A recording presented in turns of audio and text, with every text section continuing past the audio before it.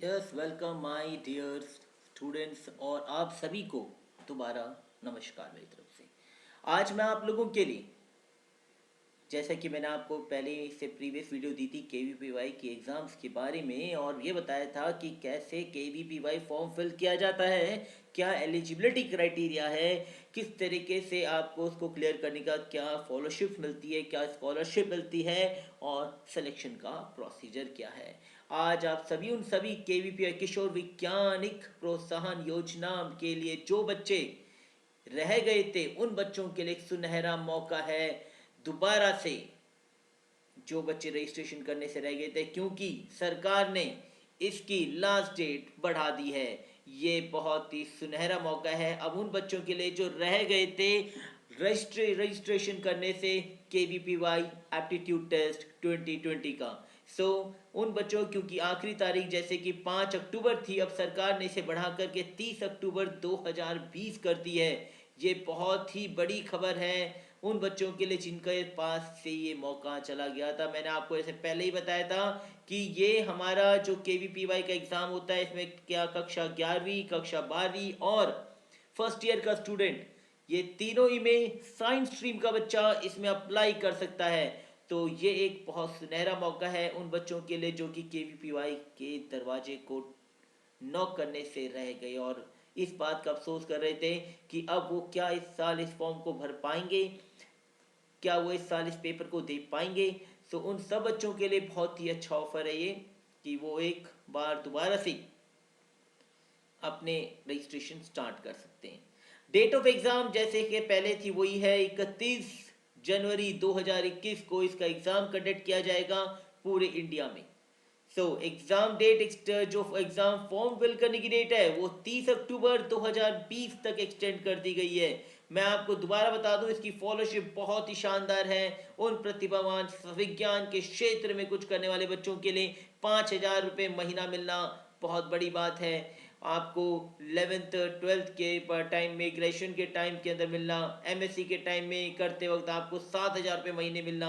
इसके साथ आपको एनुअल कॉन्टीजेंसी अमाउंट, जिसे हम कहते हैं, जैसे मैंने पहले भी बात की थी, फॉलोशिप, सरकार बहुत बढ़िया फॉलोशिप देती है, 5,000 रुपये महीना दे रही है उन बच्चों को जो कि केवीपीवाई का एग्ज़ाम क्लियर करते हैं। और साथ में 20,000 रुपये आपको अलग से एजुकेशन की तरफ से भी प्रोवाइड करते हैं, एजुकेशन सहायता राशि भी देते हैं। इसी के साथ एमएससी करते वक्त भी बच्चे को 4th या 5th ईयर के अंदर 7,000 रुपये और 28,000 रुपये एनुअल कंटीजेंसी अमाउंट ग्रांट देते हैं। माय डियर स्टूडेंट, आज मैं आप बच्चों को वो बताना चाहता हूं कि आप यदि केवीपीवाई का फॉर्म फिल कर चुके हो तो किस तरीके से आपको तैयारी करनी है, क्या क्या एप्टीट्यूड टेस्ट में आएगा। तो आज हम उसके बारे में बात करते हैं, जैसे कि मैं बात कर रहा हूँ किशोर विज्ञान प्रोत्साहन योजना के बारे में।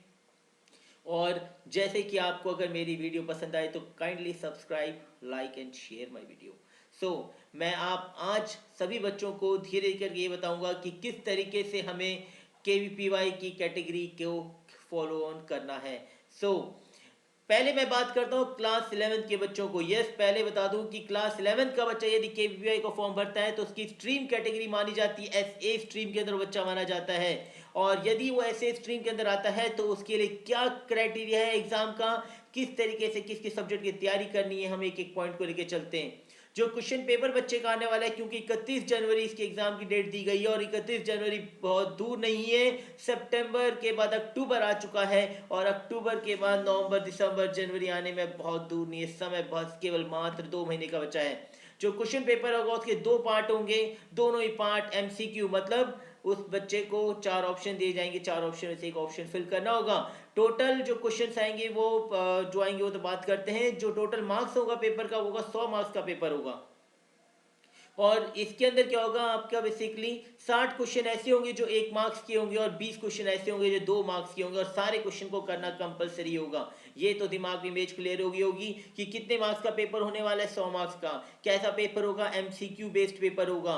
60 मार्क्स के क्वेश्चन कैसे आएंगे, 1 1 मार्क्स से आएंगे, और 20 मार्क्स के क्वेश्चन कैसे आएंगे, 2 2 मार्क्स के आएंगे, और सारे प्रश्नों को सॉल्व करना कंपलसरी है, मतलब अनिवार्य है। अब बात करते हैं कि अगर आप केवीपीवाई का बच्चा, क्लास 11 का बच्चा केवीपीवाई का पेपर देना चाहता है तो उसको क्या पढ़ना है, क्या नहीं पढ़ना, किस सब्जेक्ट की तैयारी करनी है, तो उसका मैं पूरा पार्टीशन समझाना चाहूंगा मैं। कि यहाँ मैंने टेबल की तरह समझाने की कोशिश की है कि केवीपीवाई का स्टूडेंट यदि पेपर देता है तो उसके क्वेश्चन पेपर में कैसे कैसे सेक्शन आएंगे। पहला सेक्शन मैथमेटिक्स का पार्ट 1 होगा, फिर पार्ट 2, दो पेपर होते हैं। पार्ट 1 की बात करें तो मैथमेटिक्स के 15 क्वेश्चन आएंगे और 15 क्वेश्चन जो होंगे वो एक एक मार्क्स ही होंगे। ऐसे पार्ट 1 के अंदर दूसरा सेक्शन होगा फिजिक्स का, जिसमें से 15 क्वेश्चन होंगे और सारे एक एक मार्क्स के होंगे। फिर पार्ट 1 का तीसरा पार्ट होगा, जो तीसरा सेक्शन होगा सब्जेक्ट का, वो केमिस्ट्री होगा, 15 क्वेश्चन होंगे, एक एक मार्क्स के होंगे। पार्ट 1 का जो चौथा चैप्टर बायोलॉजी होगा, 15 क्वेश्चन एक एक मार्क्स के होंगे। तो पार्ट 1 के अंदर टोटल कितने क्वेश्चन हो गए? 15 15 15 15, टोटल 60 क्वेश्चन हो गए और एक एक मार्क्स के, मतलब आपने 60 मार्क्स का पेपर अटेम्प्ट कर लिया। सोच लो, चारों सेक्शन को देने के बाद maths, physics, chemistry, biology. Part 2 का जो पेपर होगा, यहाँ पे जो क्वेश्चन होगा थोड़ा सा कंसेप्चुअल होगा, थोड़ा सा आपको यहाँ अपना दिमाग खर्च करना पड़ेगा, लेकिन पेपर एमसीक्यू बेस्ड ही होगा। यहाँ आपको बिल्कुल ये नहीं सोचना कि सब्जेक्टिव क्वेश्चन आएंगे, एमसीक्यू बेस्ड होगा, लेकिन क्वेश्चन को सोचने में थोड़ा सा दिमाग खर्च करना पड़ेगा आपको, थोड़ा सा ऐसे क्वेश्चन होगा, कंसेप्चुअल ज्यादा होगा। मैथमेटिक्स के नेक्स्ट जो पार्ट 2 में क्वेश्चन आएंगे वो 5 क्वेश्चन आएंगे, 2 मार्क्स के क्वेश्चन होंगे। फिर इसके जो नेक्स्ट 5 क्वेश्चन होंगे वो भी 2 मार्क्स के होंगे पार्ट 2 में। केमिस्ट्री के 5 क्वेश्चन 2 मार्क्स के और बायोलॉजी के 5 क्वेश्चन 2 मार्क्स के। इस तरीके से टोटल 20 क्वेश्चन आएंगे पार्ट 2 में, और पार्ट 2 में जो 20 क्वेश्चन आएंगे 40 मार्क्स के होंगे। पार्ट ए में जो टोटल 60 क्वेश्चन आएंगे वो 60 मार्क्स के होंगे, और टोटल 100 मार्क्स का आपका पेपर हो जाता है। ये उन बच्चों के लिए है जो बच्चे क्लास 11 के हैं, स्ट्रीम ए के लिए उन्होंने अप्लाई किया, स्ट्रीम ए के लिए फॉर्म भरा है, उन बच्चों के एप्टीट्यूड टेस्ट के लिए इस तरीके से पेपर में क्वेश्चन आएंगे। अगर हम बात करें आगे तो नेगेटिव मार्किंग दी गई है हर रॉन्ग आंसर के लिए। अगर आपने किसी ऑप्शन को फिल नहीं करा पेपर, क्योंकि ऑनलाइन एग्जाम होगा, अगर आपने किसी क्वेश्चन का आंसर छोड़ दिया तो वो इवेलुएट नहीं किया जाएगा, विल नॉट बी एज, और दूसरी बात वो रॉन्ग आंसर भी नहीं माना जाएगा। अगर हम बात करें कि अगर बच्चा पार्ट 1 का पेपर देता है तो उसको बोनस के तौर, मतलब सही मार्क्स होने पर, सही आंसर होने पर उसे 1 मार्क्स दिया जाएगा, और यदि एक क्वेश्चन भी गलत होता है, उसका एक गलत आंसर के लिए उसके 0.25 मार्क्स डिडक्ट किए जाएंगे पार्ट 1 में। पार्ट 2 के अंदर हर सही जवाब देने पर उसको 2 मार्क्स भी दिए जाएंगे, और सही हर गलत जवाब देने पर उसे 0.5 के मार्क्स डिडक्ट किए जाएंगे। तो नेगेटिव मार्किंग का कंसेप्ट क्लियर हो जाना चाहिए, इमेज क्लियर हो जानी चाहिए। कोई एनटीएससी का पेपर नहीं है जहां पे आपके नेगेटिव मार्किंग ही नहीं है, ये केवीपीवाई का एग्जाम है, किशोर वैज्ञानिक प्रोत्साहन योजना का पेपर है, जहां पे आपको पार्ट 1 में नेगेटिव आंसर करने पर 0.25 के मार्क्स डिडक्ट किए जाएंगे, और पार्ट 2 में आपके 0.5 के मार्क्स डिडक्ट किए जाएंगे। ये क्योंकि पूरा कंप्यूटर बेस्ड टेस्ट है, तो कैंडिडेट को एडवाइस भी करा जाता है कि केवीपीवाई इसका एक मॉक टेस्ट वेबसाइट पे प्रोवाइड कराता है। केवीपीवाई की वेबसाइट पे एग्जाम से पहले, तो मैं सभी बच्चों से अनुरोध करूंगा कि एग्जाम से पहले केवीपीवाई की वेबसाइट ओपन करें, उन मॉक टेस्ट को दें, ताकि आपको कंप्यूटर बेस्ड टेस्ट के बारे में पूरी नॉलेज हो जाए और आप किसी भी तरह से कंफ्यूजन में नहीं रहो कि पेपर कैसे, ऑनलाइन पेपर होगा कैसे। कई ऐसे बच्चे होते हैं जिन्होंने लाइफ में पहली बार ऑनलाइन एग्जाम दे रहे होते हैं क्लास 11 के, तो उन बच्चों को भी अपनी हिचकिचाहट दूर करने के लिए, हेजिटेशन दूर करने के लिए, क्योंकि ऑनलाइन में एक माउस होता है और उस माउस से आपका एक छोटा सा गलत क्लिक आपका आंसर आते हुए भी आपको गलत आंसर पे ले जाता है। तो ध्यान दीजिएगा, पेपर का फॉर्मेट समझना, मॉक टेस्ट अटेम्प्ट करना बहुत जरूरी है। अब बात करते हैं हम हमारे दूसरे की कैटेगरी की।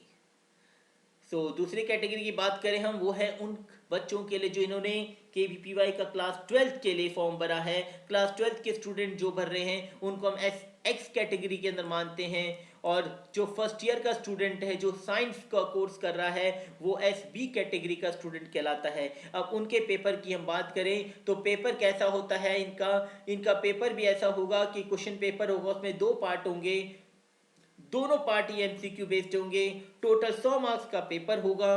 सर ये तो बात सेम वैसा ही है जैसा हमने क्लास 11 में देखा। हाँ सही है, एकदम ऐसे ही है, लेकिन यहां आपका 4 सेक्शन होंगे पार्ट 1 में, और सब के अंदर 20 क्वेश्चन होंगे। 4 सेक्शन होंगे पार्ट 2 में और सब के अंदर 10 क्वेश्चन होंगे।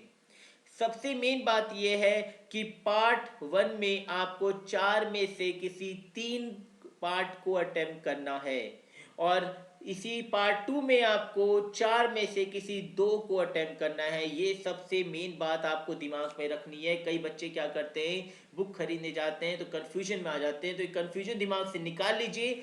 अगर आप मेडिकल के स्टूडेंट हो तो आपको बायोलॉजी ऑप्ट कीजिए, अगर आप लोग नॉन मेडिकल के स्टूडेंट हो तो आप मैथमेटिक्स ऑप्ट कीजिए, बायो को स्किप कर दीजिए। और अगर आप ऐसे स्टूडेंट हो जिसके पास मैथ बायो है तो आपकी इच्छा है आपको किस सब्जेक्ट में आपकी नॉलेज अच्छी है उसको अटेम्प्ट कीजिए। सो मैं आपको अगेन बता दूं, पार्ट 1 में आपको 4 सेक्शन में से कोई भी 3 सेक्शन को, 4 सब्जेक्ट होंगे उनमें से किसी 3 को अटेम्प्ट करना है, और पार्ट 2 में 4 में से किसी 2 सब्जेक्ट को अटेम्प्ट करना है। क्या सब्जेक्ट है टेबल में देखते हैं हम लोग।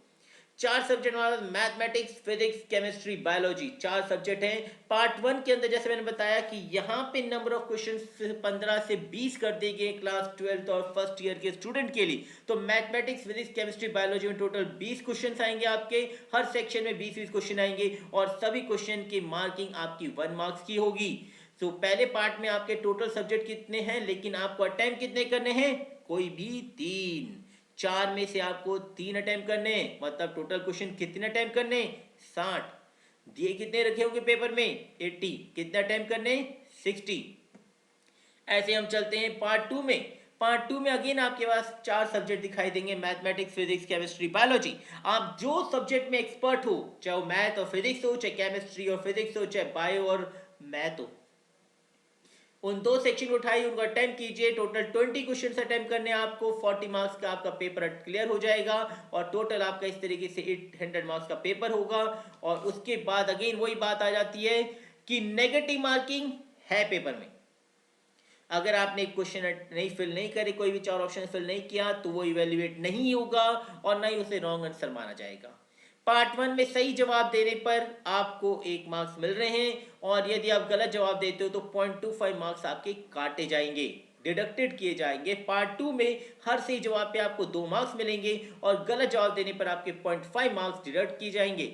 अगेन बता दूं, ये पूरा पेपर कैसा है, कंप्यूटर बेस्ड टेस्ट है। सो कैंडिडेट्स को एडवाइस किया जा रहा है कि वापस मॉक टेस्ट को जरूर देखें, ताकि आपको एग्जाम के टाइम में कोई हर्डल, कोई परेशानी, कोई संकोच नहीं हो, और आप बेस्ट से बेस्ट रिजल्ट दे सको।